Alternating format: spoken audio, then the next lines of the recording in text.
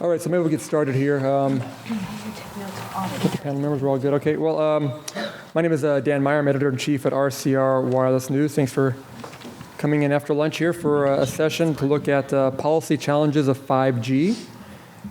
We have a pretty distinguished panel, a full panel, as you can see, of guests to provide their commentary and their insight into the topic. So I will keep my commentary to a minimum to allow them to speak as much as possible, but I think most people have seen probably the description for the panel, so no need to go over that. But what I'll do is I'll start off with just having the panel members introduce themselves quickly and who they're with. We don't have any long bios for everybody, so if you guys want to know more about these people, you can either just Google them or ask them afterwards their life stories. So, but we'll start on this end up here with Michael from T-Mobile. Michael, want to start off first? Michael Amon from T-Mobile. I'm in corporate development, so I primarily buy and sell the spectrum, but I do work with our government affairs team on regulation related to spectrum. Brian? I'm Brian Hendricks. I'm the head of technology policy and government relations for Nokia in North and Latin America. Johanna? Hi, I'm Johanna Thomas. I am Commissioner. I work at the FCC for Commissioner Jessica Rosenworcel, and I'm her wireless, international, and public safety legal advisor. Okay. And Jessica? Hi, I'm Jessica Gyllstrom. I'm an attorney at Telecommunications Law Professionals based in Washington, D.C. And John? I'm John Kuzin. I represent Qualcomm at the Federal Communications Commission, and I'm based in Washington, D.C. as well. Great. All right. Thanks, guys. And the plan will be, we have a few, kind of prepared questions for everybody. We'll go through some topics here. And then we plan on leaving, 15 minutes or so at the end for any questions from you guys in the audience there. So if you have some of those questions, feel free to have them saved up. Oh, we got water coming in too. Very good. So make sure if you have any questions for the end, feel free to save those up. And so what we'll do, and also I've been at some of the sessions earlier today. Thank you. Everybody seems to need to comment on the fact that there is a spectrum auction going on right now. So there might be some commentary that we'll have to kind of work around, but that's okay. I think we're all familiar with that. So anyway, some water. So well, we'll start off with obviously the panel topic is 5G and policy challenges, and not to kind of beat this topic to death. I think we've all been in conversations either here or previously about what 5G is and the importance of that. So I thought maybe we just get that out of the way quickly, and maybe just get, maybe some commentary from those on the panel about what they think 5G, maybe the core benefits of 5G, what 5G will be, what it will bring to the market. And I'm guessing too, it'll kind of maybe each person might have to build on the previous person, because I think we all kind of have a standard idea of what it's going to be. Maybe we can start off with, maybe on this end with just Michael, kind of your general view of 5G. Obviously, I know T-Mobile as a carrier is very interested in 5G and has now announced some stuff recently about it as well. But maybe start with you and just kind of build yourself down the line there. But what your general views of 5G are? Yeah, so I think it's really a kind of a hodgepodge of technologies that get lumped together. But there are, some key pieces that I think we've probably heard in the past 2 days. Ultra low latency, very high capacity, high speeds, and a lot of connections that can be attached to the network at one time, which is why sometimes IoT and 5G get kind of mixed up, because that's one piece of 5G is IoT connections.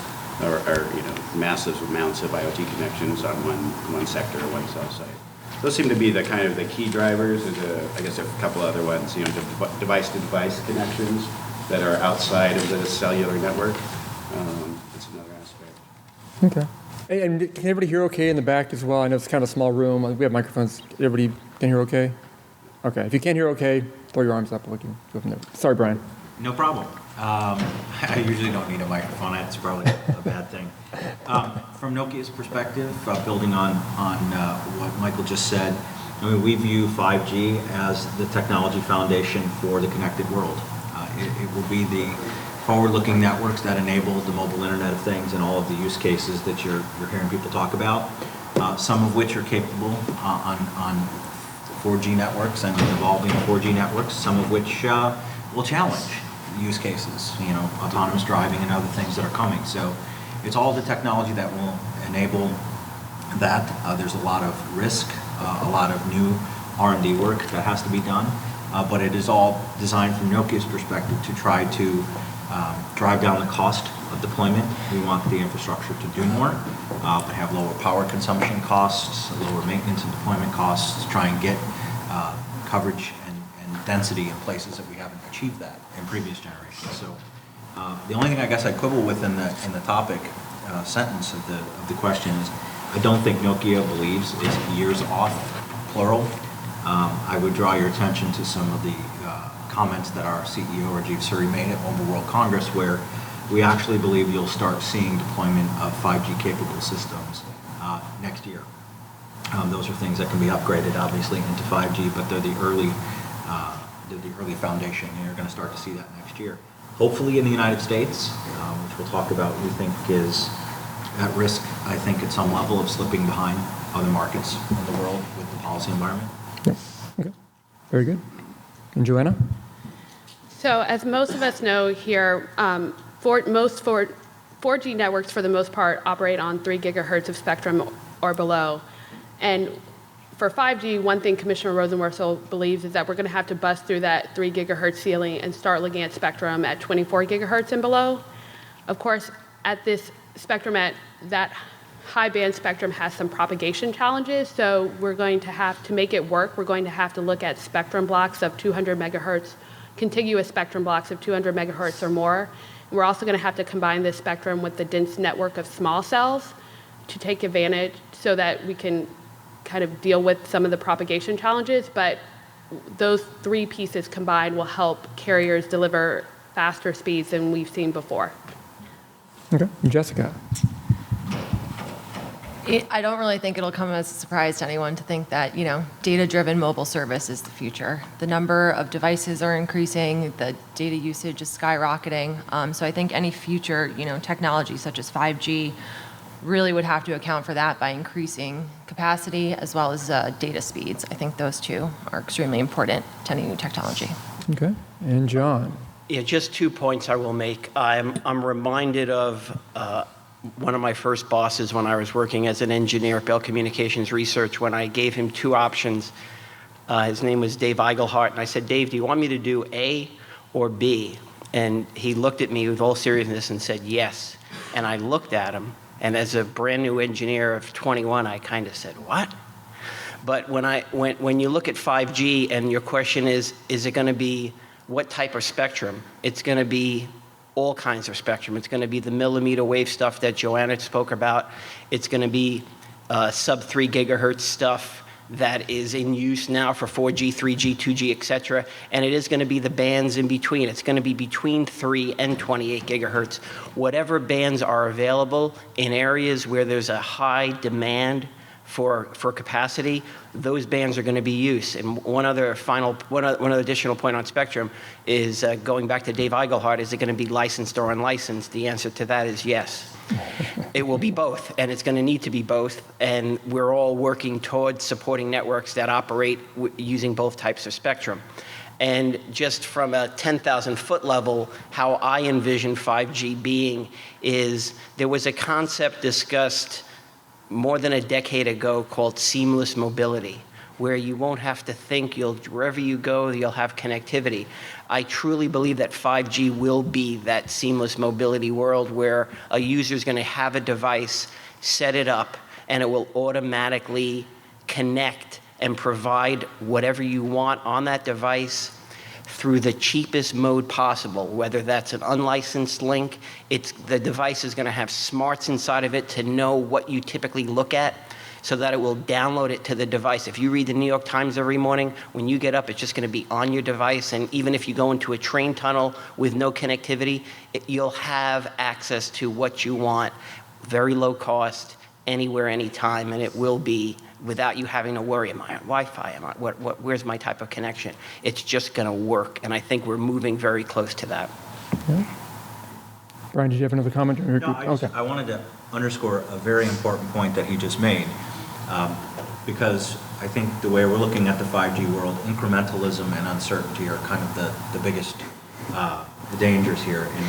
And so when we're thinking about what we're hoping to accomplish with lowering the costs of deployment and expanding throughput and dropping latency and dealing with demand bubbles and all the things that 5G can hopefully care for, it's going to require an all-of-the-above approach on spectrum. And so Johanna's boss has actually been one of the key people talking about that. We need spectrum at lots of different levels. We certainly would like to see more below 6 gigahertz, but we're very active in the spectrum frontiers proceeding, and I'm very happy the commission is moving forward there. It's really going to, the more flexibility you can give the vendors to design equipment capable of utilizing multiple frequency bands, the better the solutions are going to be, and the better your options are in terms of cost. Got it. Okay. Well, before we dig too much more into the spectrum aspect, and obviously all the answers, spectrum is a big part of what 5G is going to be, and it's going to be a multi-band type of deployment, licensed, unlicensed, almost anywhere you can get spectrum. It sounds like it. You have to try to stitch together to support 5G.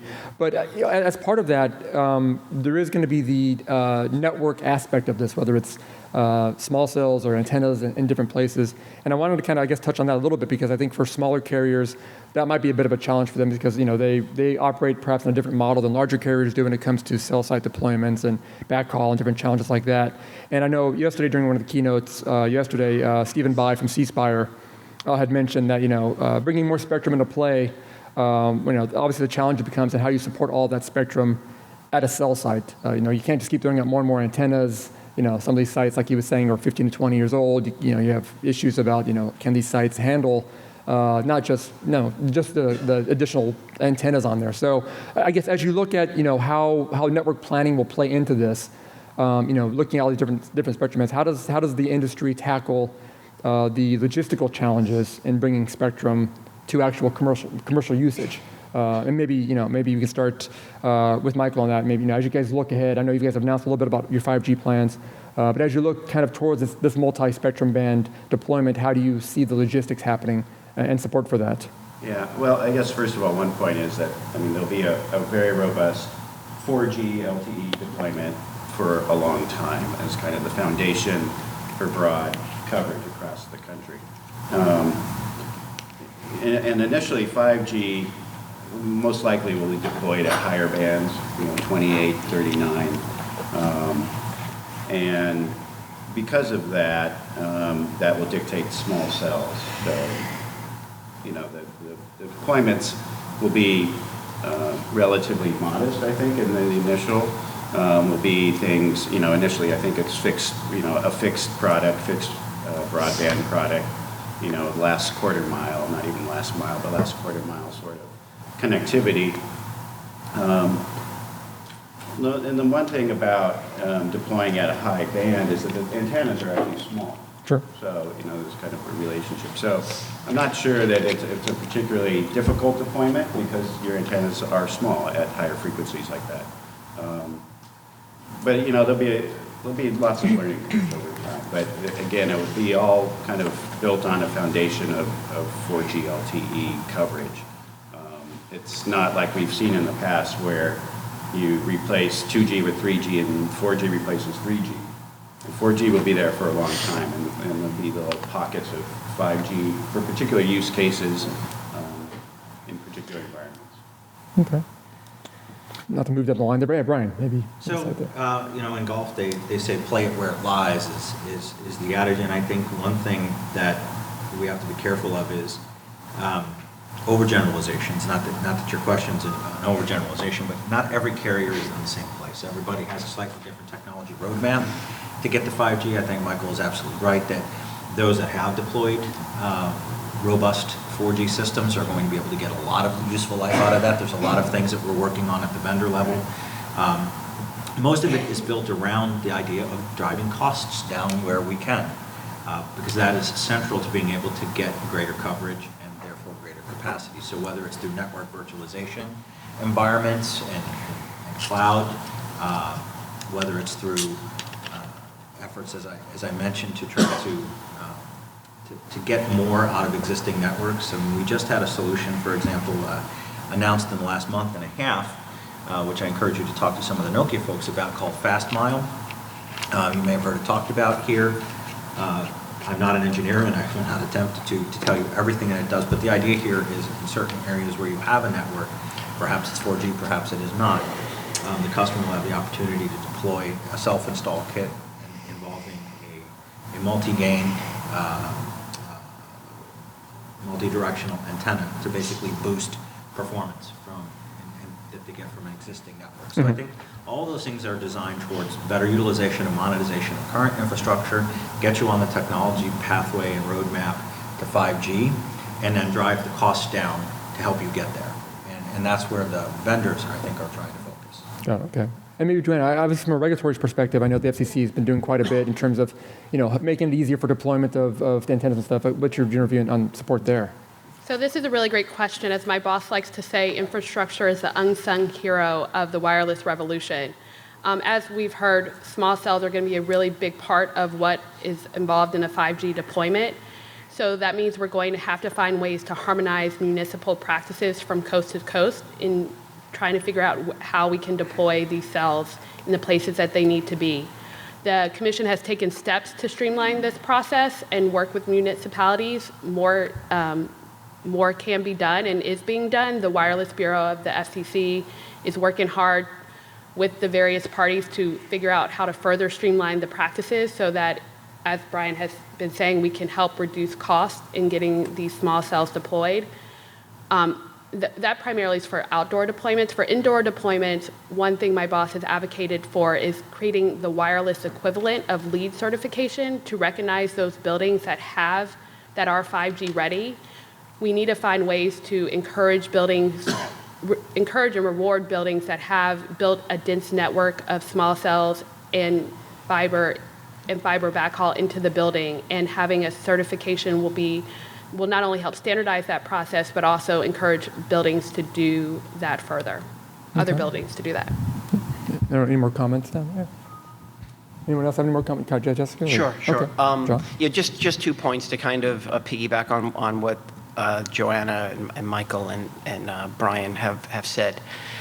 4G LTE is going to be around for a long time, at least another 15 years, if not longer.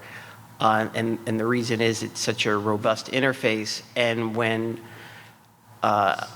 engineers at Qualcomm were looking at what could possibly be part of 5G, many of the ideas that were thrown around actually became part of 4G LTE future versions, because one example is LTE broadcast. Oh, it would be nice in a stadium to send everyone that wants to see a replay of a certain play that occurred on the field at the same time, send them all the same data so they could pull it up. Much more spectrally efficient to do that, and it's being done with LTE.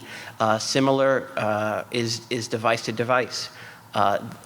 The upcoming version of LTE is going to have device to device recognition, where you'll be able to sense devices within a kilometer of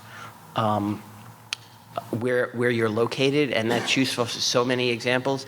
The initial way that's going to work is it's only going to identify another use, and if you want to communicate directly to that user, that communication is going to likely occur on the old network. But future versions, and you could be certain for 5G, will allow direct device-to-device communications without actually taxing the network. And you could think about just how spectrally efficient that is, and network efficient, where you don't need to actually have any connection to the network if two devices over a distance of a couple hundred meters can communicate directly. And just one other point on what Johanna said with regard to network deployments. As part of the whole seamless mobility vision, the infrastructure is going to be basically invisible, because the sizes of the small cells that I've seen are about the size of a deck of cards, and that's a prototype. And the deployments are likely going to be on new improved street lamps, that they're going to be integrated in a street lamp. It'll look just like a street lamp, so you're not going to have these, in many cases, huge high towers that you have to worry about where they're going to be, et cetera. It's going to be a lot more of a friendly environment, and that's going to be absolutely essential to if you want to have low-power small cells everywhere. This is a very critical point that's been made now by a couple of folks that I want to underscore. The access to location dimension of small cell deployments.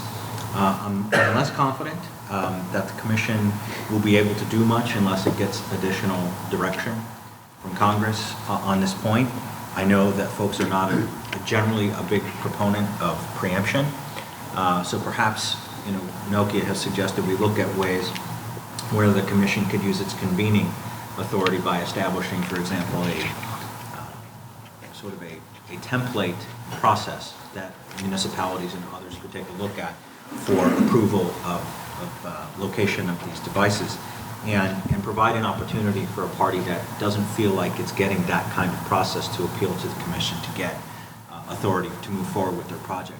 Because the bottom line is that what we see from a vendor perspective is we have product, there is tremendous interest among our customers in deploying it, but we are having the conversation far too often. I can't get location, I can't get connectivity, or I can't get power.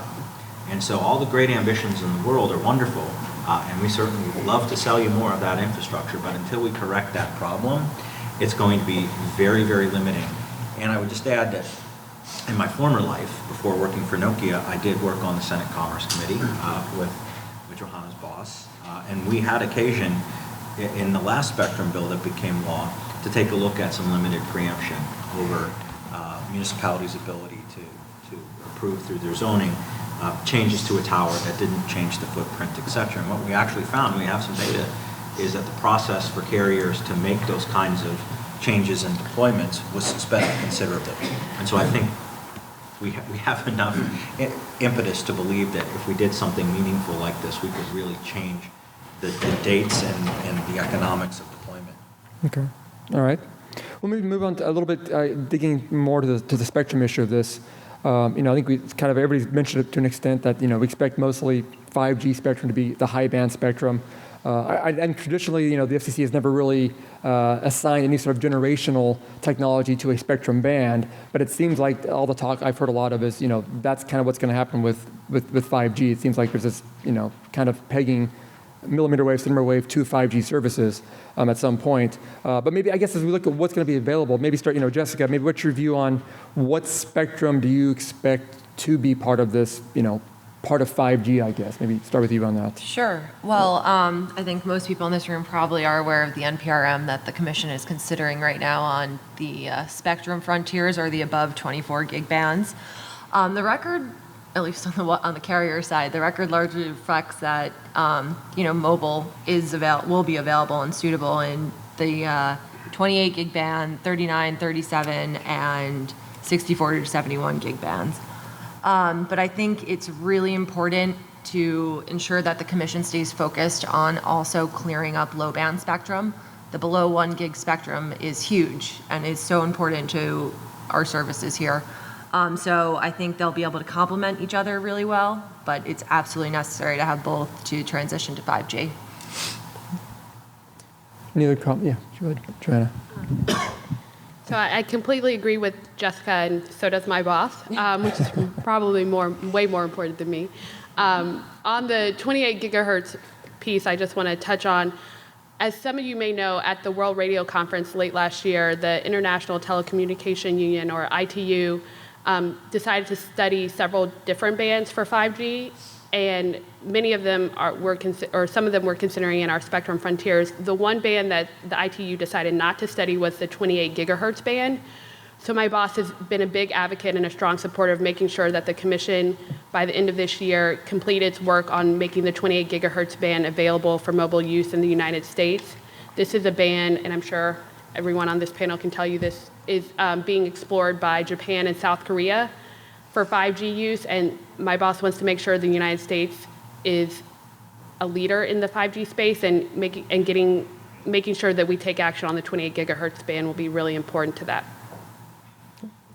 So I mentioned earlier, incrementalism is a concern for us. I think while we certainly are hopeful that 28 gigahertz can get done, certainly hope that is not at the expense of the rest of the items in that NPRM. I think from the vendor's perspective, designing solutions from the very beginning that are capable of operating and supporting in multiple bands is clearly optimal. So we're hoping that would, that the whole thing could get done, but politics and certain bands are easier to move than others are. I will say with respect to 28 gigahertz, I think that we do have to be clear that a lot of what we're talking about, there are incumbent uses in many of the bands that we're talking about for 5G on a shared basis. And that creates in Washington a conflict of interests and tensions.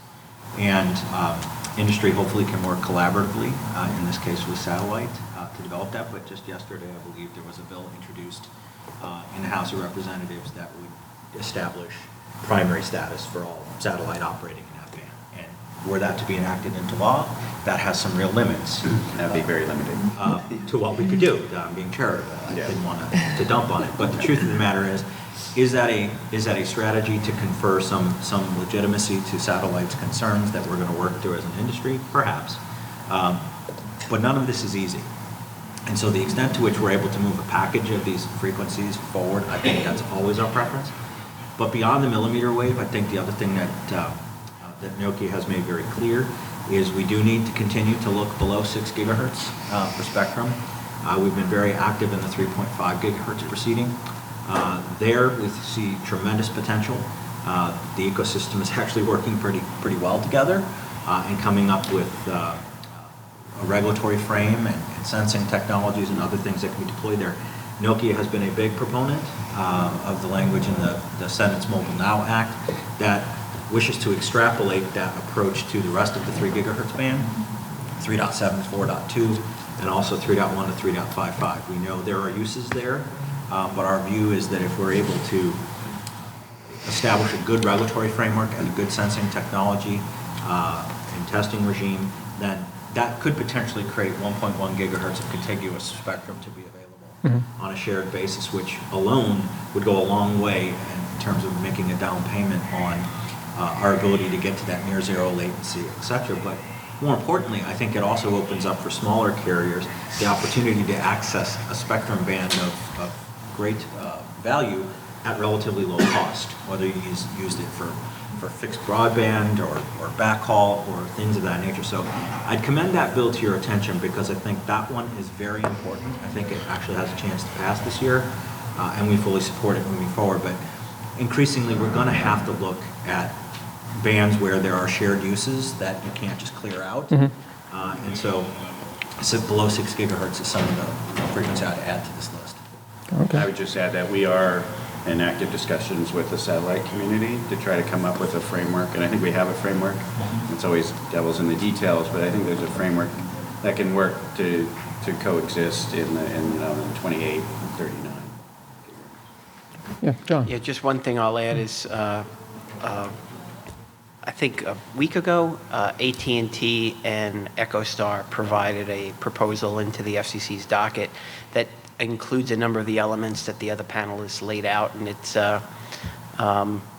it's great to see that the industry is working together to try to look at workable solutions, because I'm sure everyone would agree when you have to share a band, it makes things extremely complicated, and it also kind of ties up the other side's ability to be flexible if there's certain constraints you got to operate in, which is why the gold standard is and will remain clearing spectrum, and particularly for the mobile carriers, clearing spectrum below 3 gigahertz, looking at opportunities below 6 gigahertz.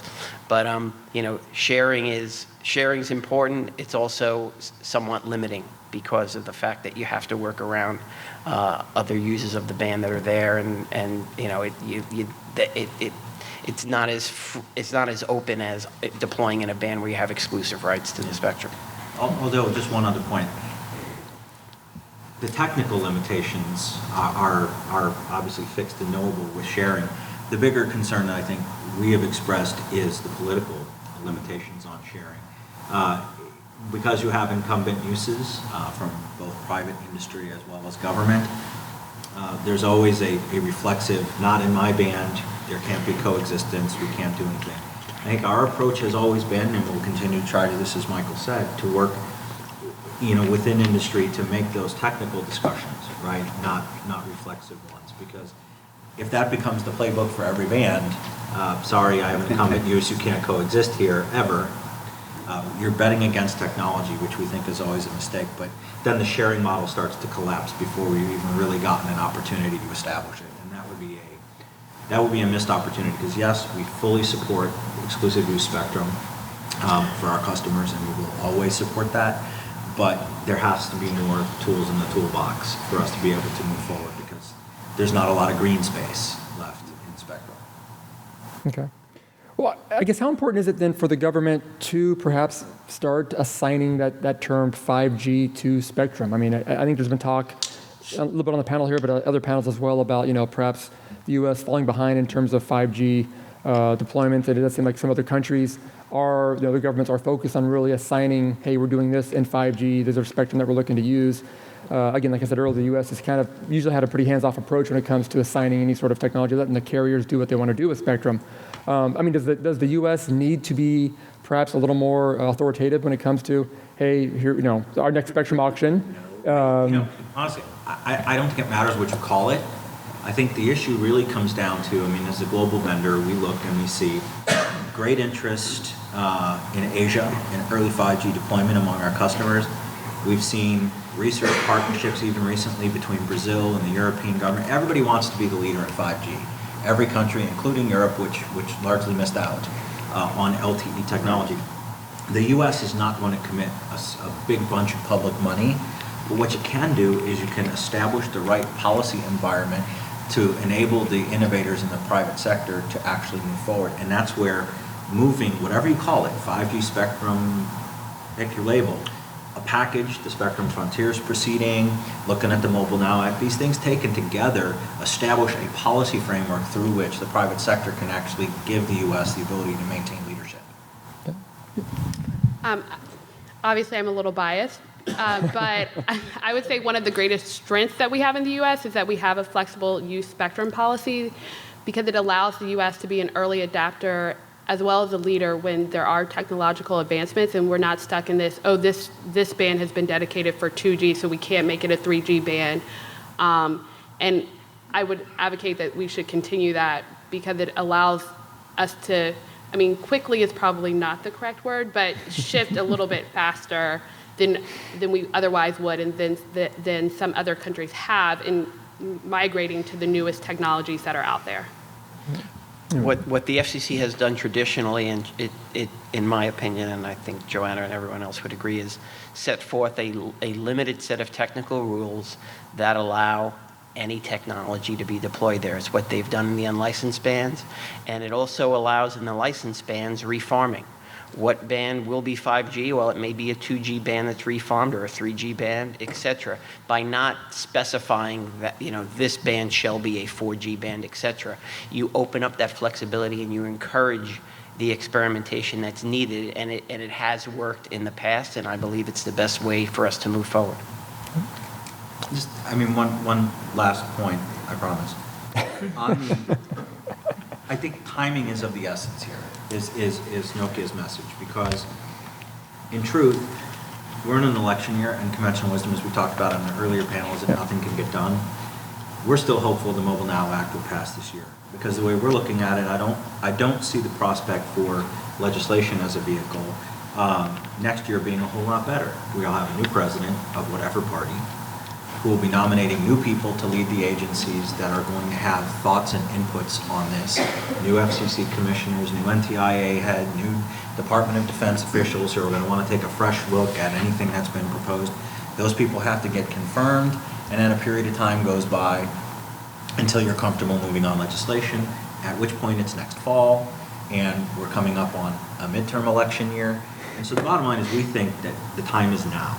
We think that this bill in particular is one that's a really good down payment. We think it can pass, so I'd commend to your attention the bill, and hope that you would help us push it.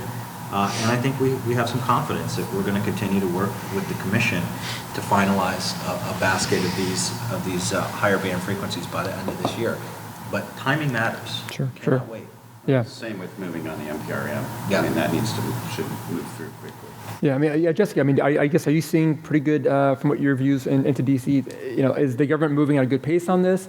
And are they moving in the right direction in terms of making sure that they are able to kind of support all these various bands for what 5G is going to be. I mean, are they moving fast enough, and are they moving in the right direction to ensure that the industry itself can not always have a sufficient spectrum supply to keep moving? Well, I'm sitting next to a Yeah, I was Kuzin gonna representative, so, I think, honestly, I think we're in the midst of a well-documented spectrum crunch, right? I think everyone out there is aware of it. Spectrum's a finite resource, it's a scarce resource, and in terms of, the commission moving forward, yeah, it'd be great if they can move as fast as possible, but at the same time, I think moving too fast and making too many mistakes just won't work for us. I think that, ensuring that we're going to be, or we, competitive carriers, are going to be able to utilize the spectrum efficiently and in a competitive manner and further, enabling innovation is really what we need to be focused on here. So yeah, if it takes them a few extra months to make sure they get it right, so be it. Okay, got it. All right, well, I mean, we're almost to the Q&A section, but I did have kind of one question that I'd kind of formulated from the earlier panels that I kind of want to put out there before we get to the Q&A part. And it's kind of taking kind of a view of, again, we are talking about CCA members here, and, obviously it seems like the current administration has done a pretty good job of keeping in mind CCA members' desires, I guess, or needs when it comes to spectrum policy, obviously with the auction that's ongoing that we can't talk about. But it seems like the current administration has been pretty open to that. But that administration could be coming to an end here in the next several months. Is there a timing issue tied to that? Because we don't know what the next administration is going to be. We don't know what their views are going to be towards the CCA members. Is there some sort of issue that maybe CCA members might be a little worried that if this drags on too long, that the next administration could be perhaps not as favorable to their current needs and wants in the market? And how do you react to what obviously is business timeframes and political timeframes that are coming up? I guess, how do you look at what CCA members might be concerned about here in the near term and perhaps even long term too? Kind of a wild card question there, but I don't know if someone has any insight on that one. I just made that one up earlier. Pretty good, right? Thank you. Thank you, John. Go ahead. I'm not usually in the business of telling our customers what they should fear and care about. To me, what I worry about again is that scenario where I think the quote is something like, everything that needs to be said has been said, just not by everyone who feels the need to say it. I think industry is keenly aware of what the spectrum needs are. I mentioned on one of the earlier panels that the spectrum pipeline is very important for carriers large and small, mostly because it removes from the auction processes this last clear chance bidding phenomena that tends to make licenses very expensive and put them beyond the reach of many people who wish to participate. And so we fully support that. Everybody knows that, creating a pipeline. We know what the limitations are in the Congressional Budget Office about scoring and stopping legislation from moving forward.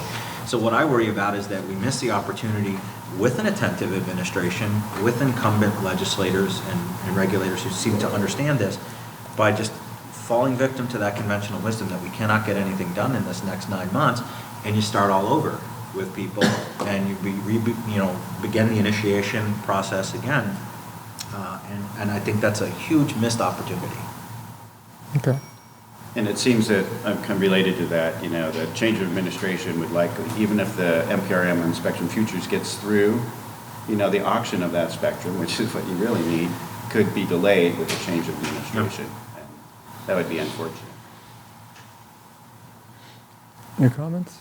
I think, John, did you say some comment earlier, John? Are you good? No, I was just going to make a quick point, which is, the FCC appears focused to get out the millimeter wave NPRM, and we should all be encouraging that to happen. Okay. And same thing with the incentive auction. That was an unbelievable undertaking. It's currently underway, and I hope it's successful as well. And I think whatever spectrum band is available, we should look to support it and move as quick as possible, because all options are on the table. Any spectrum band that could possibly be used for mobile, we should be looking at and exploring. And I remain hopeful that the FCC will get the NPRM out this year. Okay. Sorry, the report in order. The report in order. Okay. All right. Well, again, like I said, I want to have some know. Q&A time as well. So I don't know if anybody has any questions from the audience. I've got several more to go. Hey, Paul. I have Paul Kirby with TR Daily. One for Michael, you said we have a framework in the sharing. Are you talking about that goes to our AT&T? Yeah, I think that's the outlines of the framework and how to share the spectrum. First, like I said, details or that way. Okay. Any other questions from the audience? One over here. I'm just wondering with delay, potentially, it sounds like there's more discussion about delay, which is where the 5G spectrum can come from. Are carriers just then going to try to find the self-provision? Maybe have the XO purchased by Verizon, for example, which involves a lot of 20 gigahertz spectrum. There's some other companies that are sitting on very large amounts of high-band spectrum. Are you going, absent the commission moving forward quickly because it gets caught up in these political changes? Well, I mean, Why should carriers be self-provisioning to retain the spectrum otherwise? well, you're right, the market's not going to wait. Right. And to the extent that you are hoping to promote a healthy ecosystem, I mean, we can speak a little bit about this, having just acquired Alcatel-Lucent and knowing the pressures that exist in the vendor ecosystem. You're right. I mean, without the right policy framework on a timeline, again, that goes to risk, uncertainty, and incrementalism. I think we have the opportunity to seize some significant developments this year that will put in place a pathway for a healthy ecosystem over the next several years. And it's just, I think it's one thing for people like me who are based in Washington, like yourself too, to talk about that with lawmakers, but when they actually hear from business people, when they're home in the district, and that you don't want them to wait, that this is good, common sense, consensus-oriented legislation or NPRM, that matters, because you're right, the market will not wait. The demand will be there for you to do things which are not always the most rational choices in the long run. I mean, it's a good point that there is a lot of licensed spectrum already. EXO owns most of 28, Straight Path owns most of 39. We own some of 28 and 39 both. So, I mean, there are opportunities, but it will require a report in order to change those to mobile allocations, right? So you need that to be able to go beyond some initial fixed wireless sort of product. Really move into 5G. You need to have that mobile allocation on those bands. Yeah, there's the mobile allocation issue, and then also, I believe 39 gigahertz is set up as basically an FDD band. So Straight Path, the major license holder, made a proposal that's in the FCC's docket about kind of rejiggering their licenses in order to set up wide swath of spectrum for TDD operations, which is basically what most of the manufacturers are looking to deploy in those bands. So it's a mobile allocation. It's also a rejiggering of the rules to actually allow mobile because the bands are set up basically now for point-to-point microwave links if there's any allocation like that. Well, I mean, I guess in building on that, is it dangerous for not dangerous, right word, but is it a challenge then for if industry itself is going to go to its own means to get its own spectrum? Does that kill momentum for a regulatory way to then try to, I guess, unify spectrum under certain uses? I mean, if Verizon's getting its own spectrum through acquisitions, it has less of an incentive to work perhaps with other operators to unify that. I mean, is there a challenge trying to make sure all the parties stay on the same page when it comes to unifying spectrum, or is that? I think both need to happen. Okay. So like Kathleen mentioned, the Verizon deal with XO. Yeah. The FCC still needs to say you could do mobile in this band. Yeah. Okay. So like they both need to work in concert together. But in terms of an auction, there likely will not need to be, depending on how the FCC handles it, there likely will not need to be an auction for the current licenses, but there will need to be some kind of recreation of a band plan for the current licenses to have everybody turn their licenses to something that is viable for a mobile allocation. So to answer your question, both need to happen. Yeah. And obviously, I know CCA members are always big fans of band plans, so I'm sure they'll be open to that. So another question? Yeah. Following up on that, is there a way to get these different bands You know, I'm not sure. I'm not sure. Usually, they could possibly do preliminary work, but to actually, they're going to want to know that, you know, it's truly a mobile band before they're going to really commit and move forward. Because, you know, it's like a manufacturer waiting to make equipment. If the rules aren't there to allow you to use it for a particular band, so it's kind of a chicken and egg issue. But I do think if it looks like there's going to be a mobile deployment in this band, which it definitely does look that way, they can actually do some work. But to your point, are they going to finalize a standard? Probably not. But some of the bands that we're talking about are global bands, so those will be, they're already included, like 39. Okay. Any other questions there from the audience at the moment? All right. Well, I mean, there was some talk earlier about obviously unlicensed and licensed and sharing of spectrum. It does seem like going forward, that's going to be kind of the new normal, I guess, when it comes to freeing up spectrum.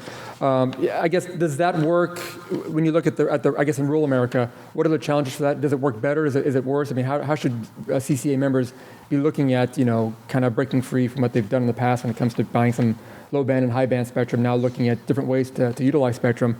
Do these models work in rural America, and how can they work? I guess, how do they work in rural America? So I don't know. I mean, I know for T-Mobile it's probably not such a big issue, but I don't know if Brian or somebody wants to. Well, I mean, is there a difference there with rural America? And I said this on the Hill panel earlier today, when we talk about licensed and unlicensed, at least in Washington, what that usually means is one comes at the expense of the other. I think that's a very disappointing result. We view spectrum in that these are complements, right? Just as sharing and the model of exclusive use of spectrum to be cleared and auctioned, you need the whole toolkit to be able to look at this. And unfortunately, too often it's positioned as, for there to be more unlicensed, there has to be less licensed. I will say, as I did earlier today, that we believe there is too much focus on unlicensed. We think there's been significant allocations of that. So we'd like to see a little bit more effort to balance the amount of licensed and unlicensed spectrum that is used. Both are important. But we also we want to be careful when we talk about sharing, because it will be, we think it's an indispensable part of the solution going forward. That's not at the expense of the previous model, right? Both are essential, but in terms of smaller carriers, I think the conversations that we have had with you all is you want lower cost. You want lower cost of acquisition of spectrum resources. You want lower costs in terms of the equipment. You want it to do more. You want it to cost less. You want more of it virtualized, and that's what we're trying to do. And so that's, again, coming back to something like 3 gigahertz. It may not be the only band like this, but we are in the unique position of the fact that the commission is already well down the field on this particular band. The industry is doing testing and collaborative research. Sensing technology is being developed. And so you look at it, and if there's not a technical reason not to try to extrapolate it out to the rest of the band, then you try to do that, because that could be an inflection point. It could change fundamentally things for smaller carriers in terms of giving you that lower cost acquisition. However your roadmap would have you using it, that resource being available gives you options, and options means less cost. Mm-hmm. Two things on that. One is a license actually works well in rural areas because you don't have as much interference with each other, right? There's less density, so you don't have as much noise in the band. And then on the 3.5, for example, there's less interference because the primary interference is naval radar. So once you get away from the coast, there's very little in that band right now. Johanna? Well, sorry. I would just, to piggyback on both of these points, I would say that one thing my boss firmly believes is that the best spectrum policy is to have both unlicensed and licensed airways in the picture. One, as Brian was saying earlier, sometimes people see it as an either or, and it doesn't have to be. I think they both work together. And at the same time, you know, right now the 2.4 and the 5 gigahertz bands are where a lot of unlicensed activity happens. The 2.4 is getting fairly crowded. The 5 gigahertz is a little more open, but we're making headway to try to create more spectrum in that band. The 3.5 gigahertz work that we're doing is really interesting because it will allow for both licensee, some exclusive use, but also have an unlicensed component by rule, which will be interesting. I think will offer a lot of different uses for both carriers in urban America as well as rural America.